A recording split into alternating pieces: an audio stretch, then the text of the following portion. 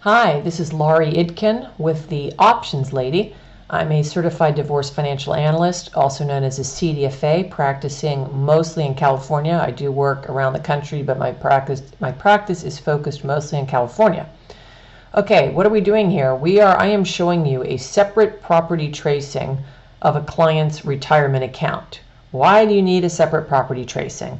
Okay, let's say you're getting a divorce in California.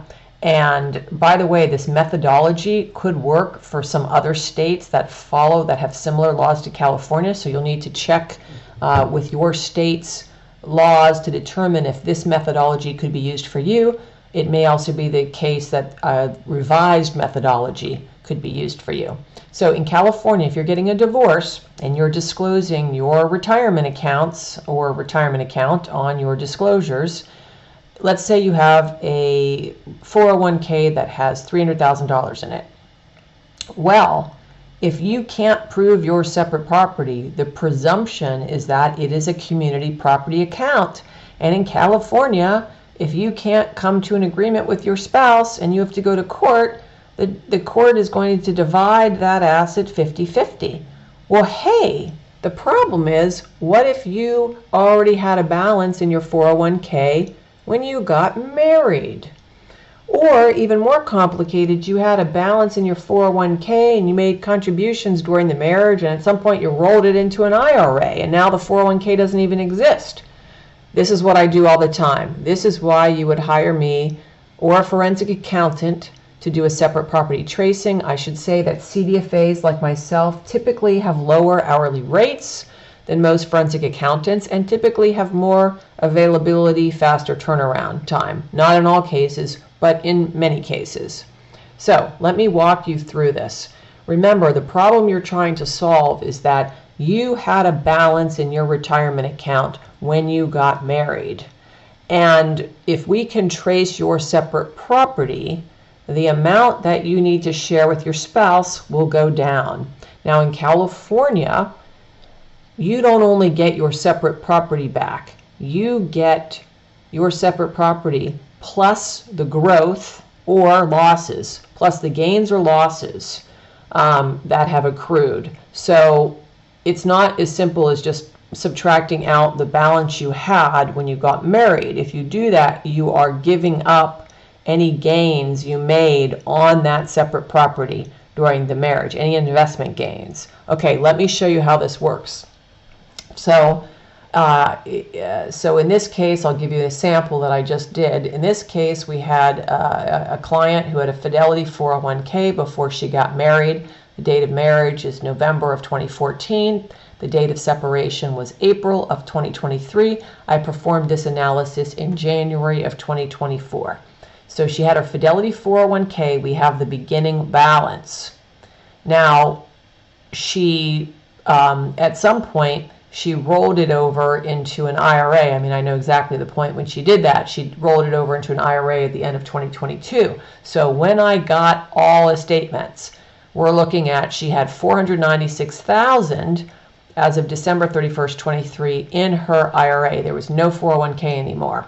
So we're looking at a change from $132,000 to $496,000, and the issue is, if she can't prove her separate property, she's going to have to split this in half with her spouse. That's why she hired me.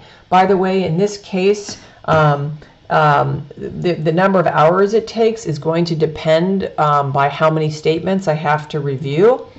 And in her case, she had no loans taken out, no 401k loans, so that made it quicker. If there's a 401k loan, that can make the process longer. So what I did here was that the also thing that made it faster is she had all her statements. Somehow she got Fidelity to give her all her statements since November of 2014 when she got married. And she also had her financial advisor who was managing her IRA, give her the statements. Those were easy because these were recent. So here's what I do. What I did is I had to go through every single statement. We're talking about 12 monthly statements per year since 2014. And I showed under this month, the net contribution. So during the marriage, what I did is I looked at the statement. I said, okay, she made payroll contributions of this amount and the company matched this amount. I added those two contributions together, and then I listed the ending balance that showed up on the statement. So I did this for every month. You can see she was mostly doing about $2,000 a month between her and her employer at the end of the year. She wasn't making any contributions, maybe she hit the limit, I'm not sure, but you can see I had to go through year, all these years, all the way down here. Okay, so now in November of 2022, she rolled it into an IRA because she had left the company. And what made it easier and faster here, so here's their date of separation in yellow. They separated, remember, April 8th, 2023. And then we have no contributions to the IRA. And if she had made contributions after the date of separation, those would be her separate property once again. But here we have a growth of from 132,000 to 496,000 by the time I got onto the case. So her goal was to not have to split this 496,000 in half with her spouse.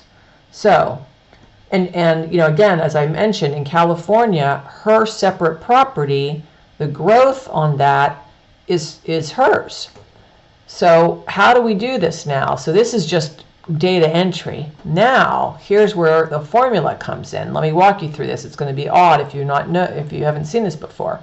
I had to trace every month. So basically, this is the month after they got married, and spouse 1 is her, spouse 2 is her spouse.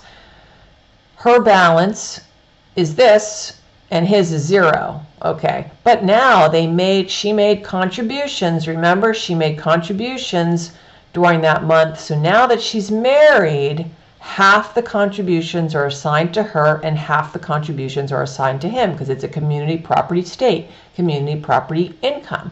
Doesn't matter that he wasn't working at her company or working for her. That's how you do it. We take now her contributions and the company match are no longer her separate, they are community contributions. So then I have to show the gains and losses, and there was a loss that month, right? The stock market goes up and down. And then as we see, I continue on the next month, she made over 2,000 in contributions. So once again, she gets credit for 1,000, he gets credit for 1,000.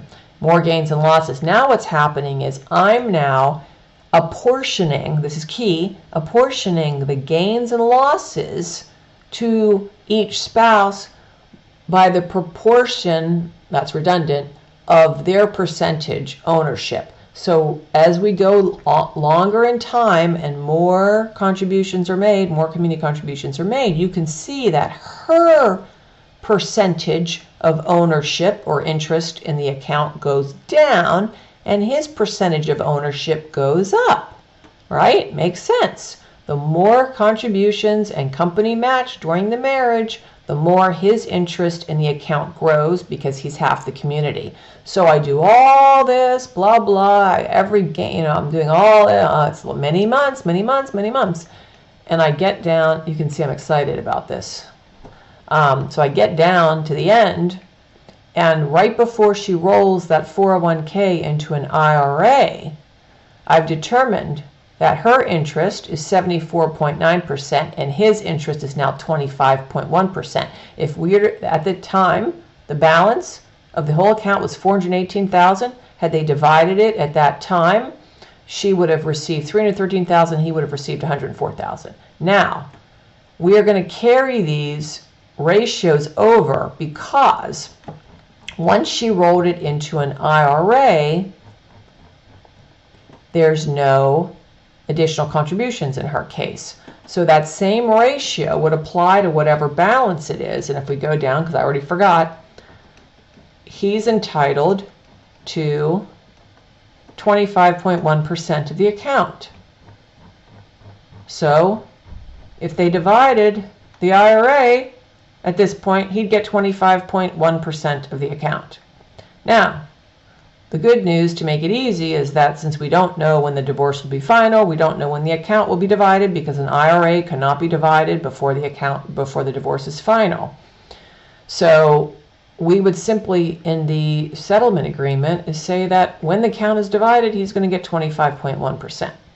he can open an IRA to receive his share of this number, or whatever the number is going to be. If the stock market goes down in 3 months, maybe it's lower than this number. But we'll know the percentage, and he could roll his portion into another IRA, in which case he doesn't have to pay any taxes, because that transfer is going to stay from a pre-tax status in her name to a pre-tax status in his name. So that concludes the methodology for how this is done. Like usually it depends on how many statements, but these cases can take, usually, 4 to 10 hours, 4 to 8 hours. It just depends how many statements, maybe even less than 4 hours if it's a very short-term marriage. So anyway, if this is of interest to you, if this is something you need help with, you can always reach out to me at theoptionslady.com, and let me know your case and your needs. Thank you for watching.